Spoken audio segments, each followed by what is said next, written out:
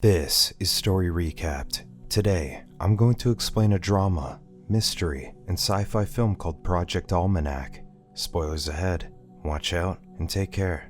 David Raskin, a bright high school senior, is shooting a video application that he hopes will get him a scholarship for MIT. His sister, Christina, is behind the camera to film everything. His best friends, Quinn Goldberg and Adam Lee, also appear in the video to support him. David presents the impressive motion sensor technology he developed that uses his mobile phone connected to a computer to track his movements. However, someone calls his phone during the presentation, and the machine crashes. Undeterred, David is confident about his application. Sometime later, David receives a letter from MIT. He announces his acceptance to the prestigious university with his friends and family by his side to congratulate him. Their celebration is cut short when David finds out that he's only receiving a partial scholarship. The implication that they can't afford the huge sum needed for his enrollment kills their celebration.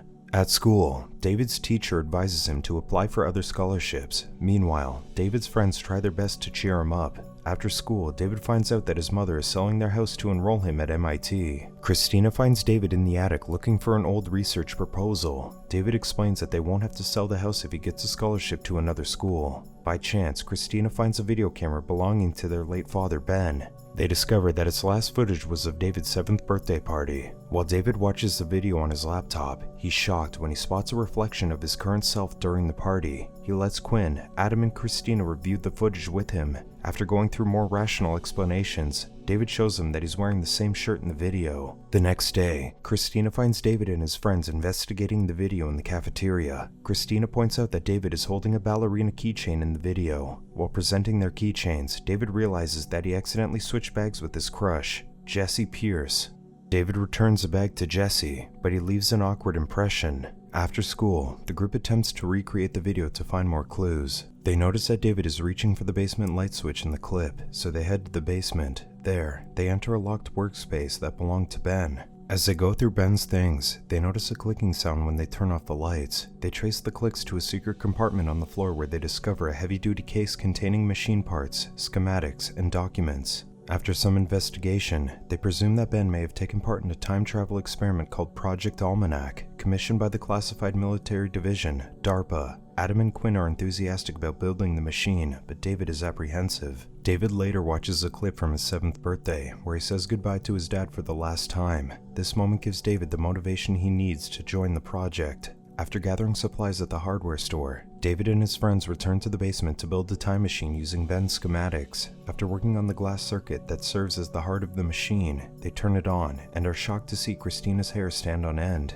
They trace it back to the machine's electromagnetic energy. Its power is enough to shake the basement, have a light bulb glow in their palm, and fuse metal tools together. The machine blows up unexpectedly, but David is so astounded by what happened that he directs Christina to film everything. Later, David helps Adam figure out that they can attach the machine's sophisticated but outdated outputs to an old TV. It works, and they access the machine's program through the monitor. When they find themselves in need of a graphics processor, they tear apart Quinn's Xbox. With that, they access the machine's navigational program to control the time machine. At the cafeteria, Adam shows his friends the program he's developed so they can set the time on the time machine with his cell phone. While they continue working in the basement, David figures out its limitations. They can only go back as far as 3 weeks, and 3 weeks forward. If they go back further than that, they'll be trapped in the past forever. After that, the boys finally finish their initial build and turn on the machine. They're amazed by its powerful electromagnetic energy and unnatural effect on inanimate objects. The machine explodes shortly after and splashes liquid on David's shirt. They realize that it's the same stained shirt that David was wearing in the video. They take it as a sign that they're close to their goal. The only thing they need now is an ample supply of hydrogen. The group sneaks into their school at night and steals bottles of hydrogen from the supply room. They go back to building the machine with the stolen hydrogen, but Quinn suggests they take a break to attend the party outside. They ignore him and proceed to set up their first experiment with a toy car. When their trials fail, they figure out that they need a more robust power source. With that, David goes out and lets Jessie park her car on their lawn. As soon as she leaves, they quickly attach wires to the car battery and continue with the experiment. Just as the machine starts up, Jessie unexpectedly arrives and is shocked by what she sees. All of a sudden, all the power in the neighborhood goes out. After searching in the dark, they find the toy car fused to the basement wall. Not only that, it had gone 2 hours back in time. David eventually discloses their project to Jesse. While David and his friends brainstorm how to test on live subjects, Jesse comes over and urges them to use the machine on themselves. Just then, David sees Jesse's ballerina keychain. After viewing the video, Jesse is sure they'll be able to time travel. She convinces David to let them use the machine. That night, the 5 of them go to a remote part of town where they'll test the machine to send them 24 hours in the past. David warns them that they might explode in the process, so he gives them safety guidelines. After settling their nerves, they turn on the machine. The energy it generates causes a sizable explosion that sends them reeling from the impact. Soon after they recover, they go back to town to check if they were successful. They sneak into Quinn's room, where they're amazed to find Quinn's past self asleep in bed. While Quinn draws a smiley on his neck, past Quinn rolls over and sees the group. A feedback loop occurs that almost takes both Quinns out of the timeline. The group runs out to the streets, ecstatic that they have successfully time traveled. Suddenly, a dog starts chasing after them. They panic and travel back to the present, inadvertently bringing the dog with them. They see the missing posters for the dog during their drive back. Later that night, David and Jesse spend a few moments in the car to bond over what happened. The next day, the group discusses what they want to do with the machine. David enforces that they should always use a time machine together and that no one can travel alone. They also agree to film every time that they time travel in case they need to review something they did. With that, they proceed to use the time machine to do whatever they want. Quinn passes his exam, Christina gets her revenge against a bully, and they all win the lottery. David uses the money to prevent his mom from selling their house. Quinn splurges on an expensive sports car, and Christina gets herself new clothes. As they enjoy their new wealth, David continues to work on the time machine. He later confides to Jesse that he's developing the machine to go back further in time so that he can prevent his dad's fatal car crash on his 7th birthday. At school, David meets with his friends under the bleachers to give them a surprise. David transports them back to Lollapalooza, where they have the best day of their lives. David and Jesse share a sweet moment along the "Before I Die" graffiti wall. As he musters the courage to confess to Jesse, he hesitates, and she leaves him heartbroken.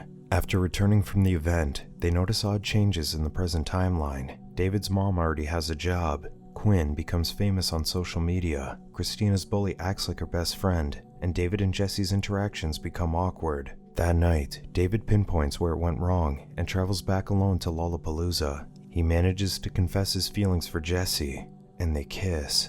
David later returns to the present, where he's pleased to see Jesse in his room after they've slept together. The following day, David finds out that his mother still has to go to her job interviews, even though his mom already had landed a job before his solo jump. At school, David gets even more confused because all of the changes in the timeline. David later finds Quinn and Adam reading about a recent plane crash, among other calamities. Adam thinks that their trip to Lollapalooza may have created a ripple effect that caused these incidents. To prove his point, Adam explains that if their star basketball player had not been hit by a car on the night of the blackout, he wouldn't have had a leg injury, and their team could have gone to the playoffs. The pilot of the doomed airplane happens to have a son in the team. Had he attended the playoffs on the day of the plane crash, dozens of people could have been saved. Everyone is unanimous about fixing what they did, but David urges against their theory. Despite David's resistance, the group agrees to erase Lollapalooza from their timeline. As the group starts to arrive at David's house that evening, David sneaks out and heads to a remote part of the town.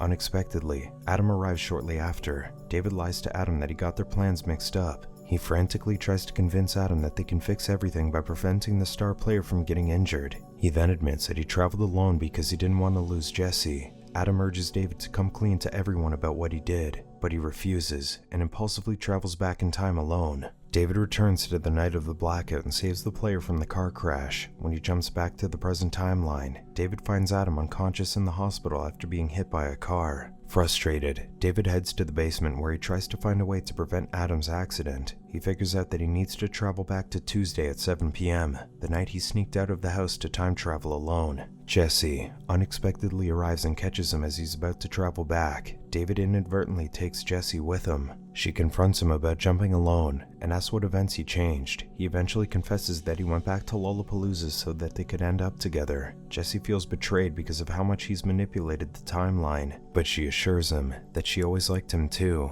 Just as they're mending their issues, past Jesse sees them both. Suddenly, a time loop is created, and Jesse disappears. David panics and rushes back to the present to fix things, but he's run out of hydrogen to operate the machine. He's alarmed when Quinn arrives frantically to tell him that Jesse has disappeared. David explains to Quinn that he has to destroy the time machine to prevent every incident that ever happened. Quinn desperately tries to convince David not to do it because it's given them something they want. Just then, an officer bangs on the front door, demanding to see David. Since he's now a suspect in Jesse's disappearance, David sneaks out of the house and runs for his life as the police hunt him down. That night, David sees cops swarming his high school building. He takes the risk and trespasses into the school. David scrambles across the halls and breaks through the doors to steal a bottle of hydrogen from the supply room. Just as the police arrive to capture him, David manages to travel back in time. He wakes up and finds himself in 2004. He goes straight to his house and walks in on his 7th birthday, just like in the video. He makes his way to the basement, where he finds Ben.